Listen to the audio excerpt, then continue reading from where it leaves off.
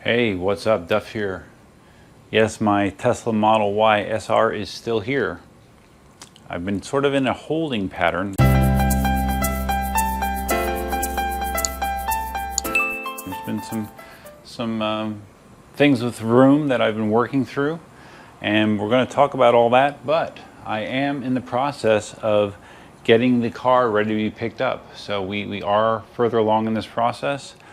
Been a lot of interesting feedback along the way, and I'll share what's been going on with me as well. So let's get started.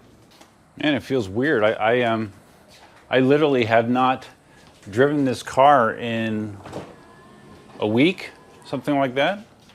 It's been quite a while, so it feels kind of weird in the good old Model Y once again. So we're turning this tires so I can take the mud guards off. Step one. We have all my rubber mats got to come out. There's a number of things I gotta remove from the car. So this will probably take me a good 45 minutes to an hour.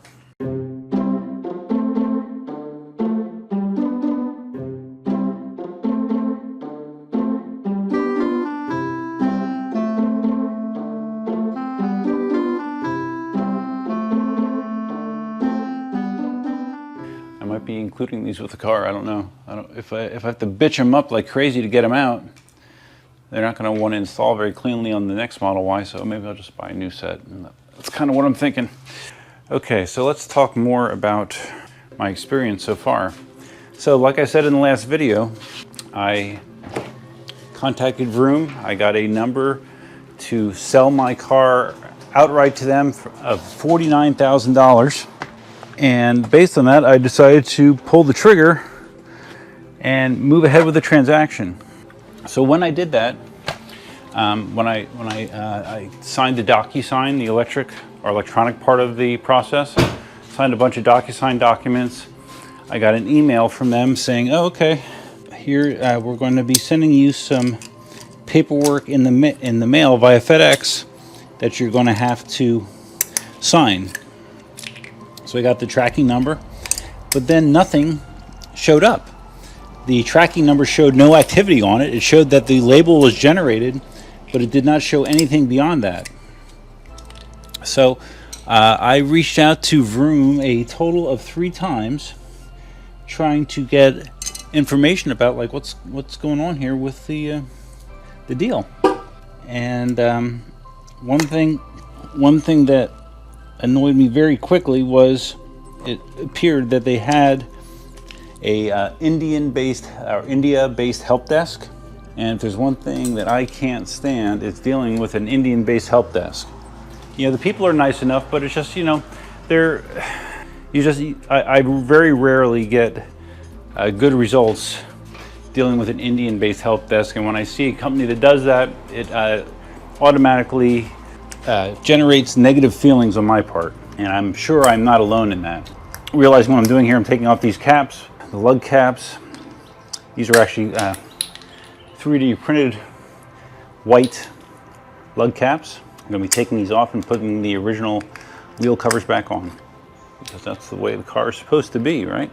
So anyways, yeah, called in a total of 3 times, each time being told something slightly different, but nobody really knowing what the deal was, why the package wasn't sent out. So the last email correspondence I had, the last phone correspondence I had with them was on Monday, and again, there was confusion about what's going to be happening, but eventually they said, okay, this will get sent out on Tuesday. And at this point, I had very little faith in what they were telling me. So I said, okay, all right, fine.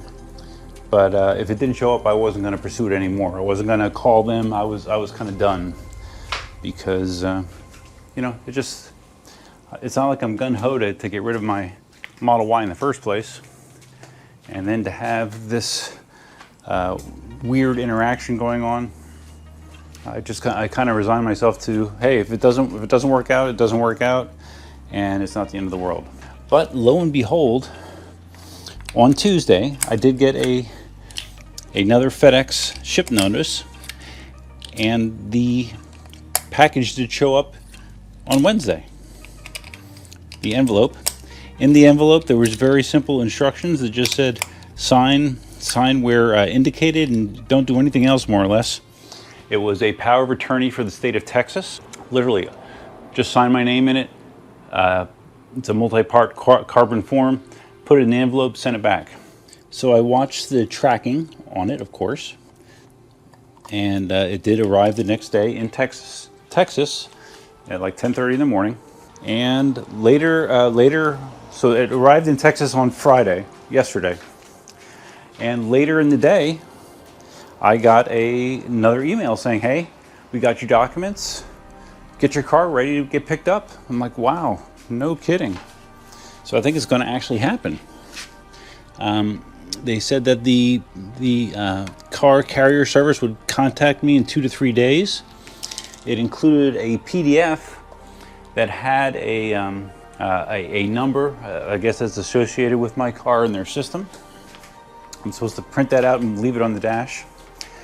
You know, and this says, hey, basically take all your junk out of your car, cancel your insurance, cancel your registration, pull your license plate, and yeah, the deal should be good. So, yeah, guys, I think it's going to happen. I think I'm going to actually sell my car for significantly more than what I paid for it.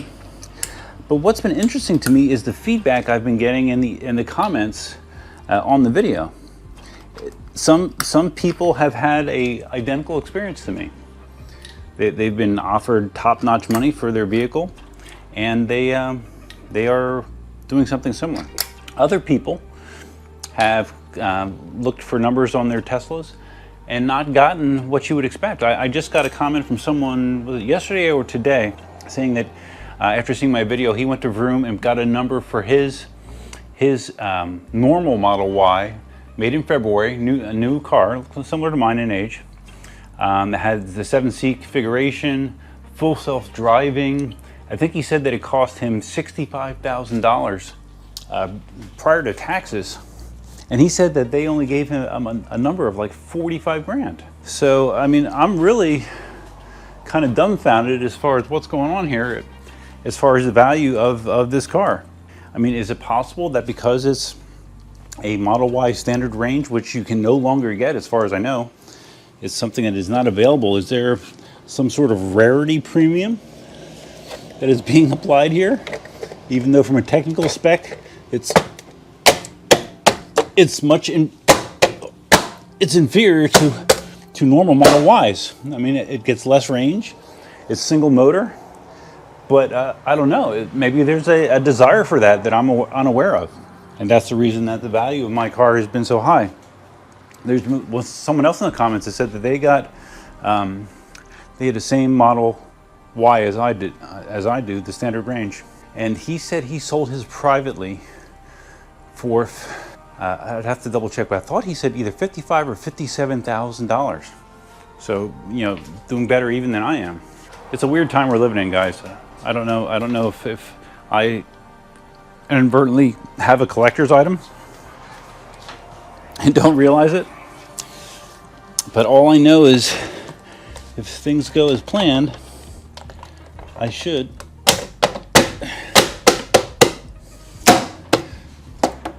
come out in a financially agreeable situation. We shall see. I also got some good news on the Model Y that I ordered from Tesla. Originally, when I placed the order, it showed an estimated delivery date of September sometime. Since then, the delivery date has been moved up. Now it says, I think between August 2nd and 22nd.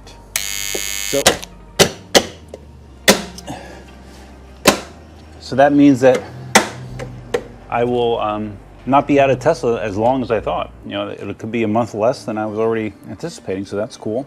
Other good news is now they have a Tesla sales center in Fort Myers. I no longer have to go across the state to pick up my car. I had to pick up this car at Dania Beach near Fort Lauderdale. So instead I only have to go like 30 miles to Fort Myers instead, so more good news. You know, I'm not the type of person that really is an optimist, and And when things sound too good to be true, I always assume that they are going to be, but I don't know, man. The stars just seem to be aligning in my case, and hopefully I'm not going to look like a moron in the end. All right, so even though I've only had the car for a relatively brief period of time, only 5,300 miles worth, there is a decent amount of junk that has been accumulated in here. So we're gonna just pull it all out, sort it, and dispose of what is not needed, and keep whatever is for whatever duration of time there is until I get the new vehicle. So let's open up the glove box. Yeah, wow, I mean, all this stuff can come out, everything, right? I mean, I guess I'll keep we'll keep the window sticker in there. Here's my congratulations Sean Duffy sign. I guess we'll take that. Don't need registration. Window tinting warranty. Do I want to give them that? I'll leave them the instructions on how to care for it. See, what I thought was interesting was the little sign that I printed out that they sent me in email. It said that the attachment mentioned Mannheim, and I used to actually sell cars back in the 80s, late 80s, Hyundais, believe it or not, for about 16 months. And Mannheim Auto Auction is something very, very big up there, and I'm curious if this car is going to wind up going to auction. That was the first thing that got into my head, and that would be kind of crazy if that's what happened to it, but you never know. And I got a lot of shit in here. You just never know. But I am going to be doing something that's going to give me a little bit of insight as to what happens to this car. Both for my peace of mind and just for curiosity's sake. And I think it'll be kind of interesting to follow along. And all my Jetta stuff has to come out. Oh boy. Quickly getting a pile of things here. All right, so we got that. We got my Jetta hub has to come out. All right, let me get on top of the cleanup process, and we'll talk some more. Yeah, hopefully this stuff works in the Model Y I'm going to be getting. I know that there have been some recent changes to them, and I'm hoping this stuff is still compatible with what I'm going to be getting. And I believe one of the changes my car is going to have is it won't have the radar unit in the front. They have stopped putting those into the cars, and they're solely relying on the cameras for autopilot and stuff like that. So I'm sure there's going to be some other changes as well. Plug that in. Okay. I have the matte finish covers for the console. I'm just leaving all that as is. Can't reuse that really, so we'll just leave that as is. There we go. Okay, it looks nice. We got a Dunkin' Donuts coffee appliance that I just threw in the ground. What else could I have jammed in here? Oh, sunglasses. Important. I also had the HomeLink kit, the garage door opener kit, put in this Model Y. I will probably do the same thing with the new one, which costs $300. So yeah, there are going to be additional expenses as I do stuff like put the garage door opener back in, retint the windows, buy some new mud guards, buy a new screen protector, you know. So there are going to be some expenses, but it still will be a net positive without a doubt. Look at all that shit in there. I'm just going to get a bag and throw it in there. Okay, one other thing that's important to take if you're going to sell the car, keep this if you have one already. They no longer include the 220 adapter for your car. They only include the 110 adapter. When I had my Model Y, or I'm sorry, my Model 3 SR Plus, they included the 220 in the kit. With my Model Y, it did not. So this is actually from my Model 3, and instead we will just be including the connector that comes with a Model Y, the 110, which is pretty worthless. I think I've charged with this one time at 110, and my charge rate was like 2 kilowatts an hour. It was pretty pathetic. These rubber mats were also from my Model 3. They don't fit perfectly in the Model Y. With the Model 3 SR Plus, it actually didn't come with floor mats at all. The Model Y SR does come with floor mats, so I had these on top of the original floor mats just to keep it nicer. I'll probably do the same thing with the new one. So like I said, until I have the money in my account, I would kind of like to know where this car is, just for peace of mind. And I do have a way to do that relatively easily via this. This is an Apple Smart Tag, AirTag actually it's called. Basically this will allow me to track where this tag is whenever it gets within the vicinity of any Apple device. And as you can imagine, there's a lot of Apple devices. I'm going to put this in an inconspicuous place, and we'll get to see where this car winds up going.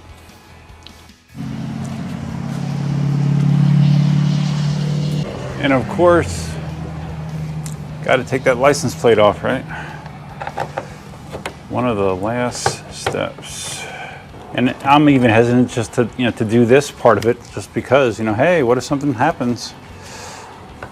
You never know, something could happen, but I'm gonna try to go against my nature and be optimistic that everything's gonna go as planned. It has been weird paying more for gas lately, though. 'Cause I've always, of course, had to put gas into the truck, but not as much as when you are daily driving the vehicle, for sure. All right, that's gonna wrap it up. Model Y is more or less ready to go. I will hopefully get a email or a phone call from the carrier shortly. And by this time next week, the car should be out of my possession, and hopefully the money is in my bank account. All right, so if you guys found this video interesting, please give me a big thumbs up. If this is your first time visiting the channel, please think about subscribing. If you're gonna subscribe, you can hit the notify bell that's over there somewhere. Feel free to continue to give me your experience and feedback and commentary and thoughts about this whole process of the used car market going insane. I've heard multiple stories of people also that have bought their vehicles off lease. They bought out their lease and immediately turned it around and sold it to the dealership for like $5,000 or $6,000 more than what their buyout was in the lease. So it is definitely not just Teslas, it's all over the place. Cross my fingers this all works out. Like I said, the Vroom experience has not been perfect by any means, but if the end result is a $10,000 profit selling my car, allowing me to get into a long range, that's all that matters, right? So that's all I have for now, guys. Until next time, Duff Man out.